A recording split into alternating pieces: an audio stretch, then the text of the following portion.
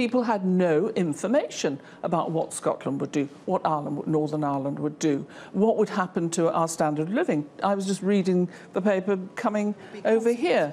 Supermarkets have increased prices of certain goods by 20%, 15%. They've reduced the size of items by 15% to keep the prices down.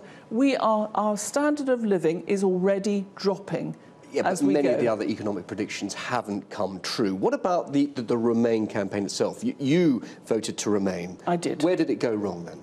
What, the Remain campaign? Yeah. I think David Cameron just assumed that Remain would win. I mean, they didn't realise that they had to put up a very, very powerful argument. Even maybe the name was wrong, Remain. What does that mean? I mean, it's terribly unexciting, isn't it? You know, so I think the whole thing was badly managed, badly planned, not planned, really. But it's impossible, though, to know really which way it's going to go, because obviously those polls at the time were highly contradictory. So to say to the government, well, you know, you should have been planning for this, well, I suppose they really wouldn't have known, but the assumption was there was no way we're going to leave. I mean, it was fair to think, wasn't it, from the government's behalf, that there was no way the people would be voting to leave. Well, I think that's right. And on that basis, we shouldn't leave, should we? Because people were not informed. The whole thing was badly planned. But we're going to now. What do you make of the way the government's dealing with this? It's got full parliamentary backing to get on with Brexit. So it's going to happen. You can't deny that. And do you think now it has got its house in order? In fact, the planning is now coming together, finally.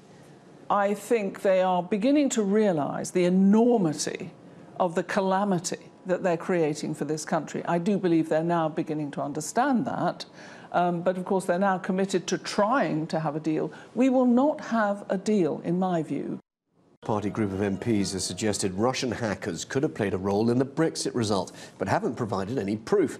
The report also suggests that the referendum was a bluff by David Cameron, which cost him his career. Now, similarly to what that MP said in that debate, of course, the report states quite clearly there isn't any actual direct evidence of foreign hacking or interference, but nevertheless, the site crash had indications of a DDoS attack, a method very commonly used by hackers. There's a lot of information in the report on improving monitoring, system performance, technical teams, all more interesting to IT analysts than the average viewer or voter indeed. But it did state awareness of foreign interference is important, and while there could be many reasons hackers could have done this, it does mention two countries explicitly, and those two countries are Russia and China.